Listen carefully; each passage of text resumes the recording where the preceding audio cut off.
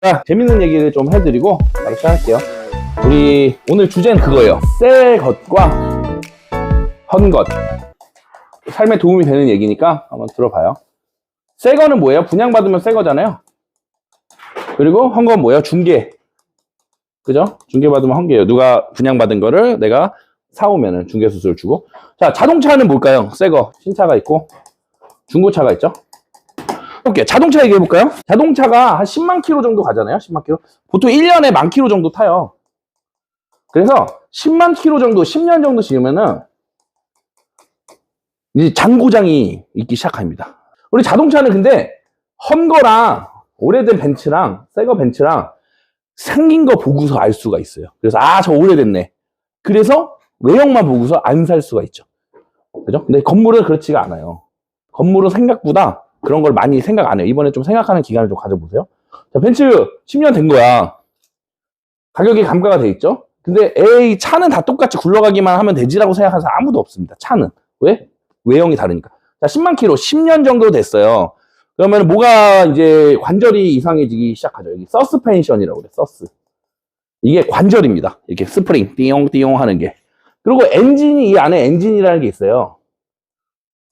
보통 엔진만 멀쩡하면은 가는 거예요. 차는 바꿀 수 있어, 고칠 수 있어. 근데 엔진에 잡아주는 게 있어요. 이거 미미라고 그래, 미미. 이게 한 10만 되면은 플라스틱으로 된 건데 부서집니다. 금가고. 그러면 엔진이 막 떨리죠. 10만 정도 되면 엔진 미미 가려고 그래요. 그리고 또 뭐가 있을까요? 여기에 미션이라는 게 뭐냐면은 변속기가 미션이라고 해요. 1단, 2단, 3단 하는데 여기도 미션 오일이 들어갑니다. 미션 오일도 갈아줘야 돼요. 왜? 완전 시꺼매져 있어.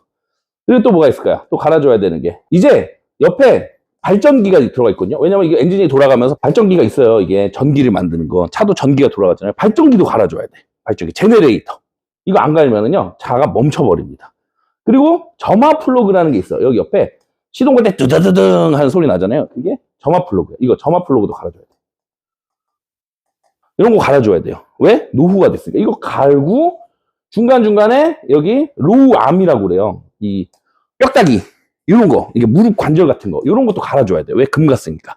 막 이런 걸 정비하면서 타야 돼. 그래야지 좀 더 탈 수가 있는 거예요. 20만 킬로, 30만 킬로. 자, 근데 우리 집은 이런 거 생각해 본 적 있어요? 자동차만 해도 이렇게 갈아줘야 될 게 많이 생기는데 우리 집은 10년 되고 20년 된 거. 제가 이 얘기를 왜 하는 줄 알아요? 오늘 아침에 일어났는데 제가 지금 지내는 오피스텔이 한 15년 정도 됐어요. 어디서 뚝뚝뚝 소리가 나더라고. 뚝뚝뚝 저녁부터 났는데 에이 귀신인가 뭐지? 막 이러고 있다. 막 그 현관 등이 켜졌다 꺼졌다 하더라고. 좀 쫄아가지고 뭐지? 이러고 있는데 뚝뚝 소리가 나는데 위에서 방울이 한 방울 두 방울.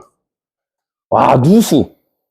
우리 진짜 무서운 게 누수 있잖아요. 이 보일러, 우리는 집에는 보일러 배관이 있고 여기도 물이 지나가고 수도 배관이 있어요. 보일러랑 수도.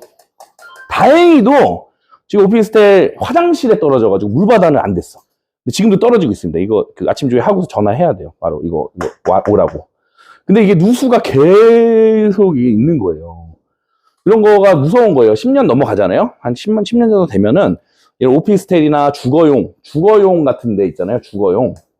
아파트 이런 빌라, 오피스텔 이거 주거용은 누수가 발생합니다. 그리고 누전도 발생하고 그리고 콘크리트 같은 데도 막 금 가고 그리고 이런 노후화가 진행돼요. 근데 사람들은 몰라요. 노후화. 그래서 아파트 같은 경우 30년 되면 재건축해야 돼요. 그래서 요새 재건축 이슈가 많은 거예요. 30년 된 거는 살아보잖아요. 나쁜 게 최고 두 가지가 있는데 이런 수도는 진짜 이거는 답 없는 거고 다행히 저는 화장실에 떨어져가지고 다행인 건데 딴 데 떨어졌다고 생각해봐요. 물받아 됐다고 생각해봐요. 여기 막 새가지고 곰팡이 낀다고 생각해봐봐요. 와 진짜 머리 아프죠. 다행히 화장실에서 다행이었는데 중요한 건 30년 된 거 같은 경우에는 두 가지의 큰 문제가 있어요. 첫 번째, 그런 누수나 보일러 이 온도 때문에 관리비가 엄청 나와요. 효율이 안 나와요. 관리비 효율이 안 나. 관리비가 진짜 많이 나옵니다. 아파트 같은 거. 그리고 하나 더가 뭐예요? 주차. 와, 이것 때문에 돌아버려요. 제가 그 정자동 느티마을 3단지 재건축 전에 살았었는데 작년에 와, 주차 때문에 8시에 가야 돼. 왜? 구형 아파트는 있잖아요. 뭐가 문제냐면은 앞에 주차를 되게 돼 있어요. 오래된 거는 다 이렇게 아시죠? 아파트 주차 있잖아요. 신식으로 되면 어떻게 돼요? 지하 주차를 하잖아요. 지하로. 위에는 차 없는 거리를 만들려고 어머니들이 그렇게 만들어져 설계가 돼 있어요. 애초에 위에는 사람만 걸어다녀요. 근데 오래된 거 어떻게 해? 앞에 그래서 주차가 2중 주차, 3중 주차 돼 있어요. 차 빼달라고 난리더니 스트레스가 엄청납니다. 그리고 커뮤니티 시설이 안에 안 들어가 있으니까 이 안에 뭐 편의점이나 이런 거 하나도 없으니까 어떻게?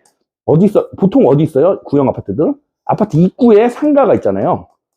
거기에 있어요. 거기까지 안 가요. 배민시키지. 아니, 나만 그런가? 어쨌든 근데 안 갑니다. 안 가게 됩니다. 구형은 구조적으로도 너무 오래돼가지고 정말 불편해요. 많이. 거의 스트레스가 엄청나요. 진짜. 차라리 엘리베이터 제대로 된 주차장 좀 넓게 필로티 시공이라고 그러거든요. 필로티가 뭐냐면은 이런 요새 지어진 빌라들은 1층이 이런 식으로 이렇게 주차로 돼 있는 거 보셨을 거예요. 이걸 필로티 시공이라고 그래요. 필로티. 근데 이런 식으로 돼 있는 엘리베이터 있는 빌라가 낫지 30년 된 아파트는 어때요? 썩었어요. 진짜 못 살아. 너무 삶의 질이 떨어집니다. 아파트.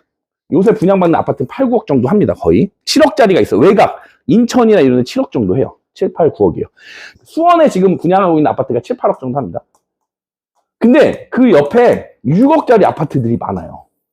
저기 수원 같은 데 가면은. 근데 중요한 거는 사람들이 이런 얘기를 해요. 아니 옆에 아파트가 6억인데 7억에 분양을 하면 이거 누가 사요? 라고 합니다.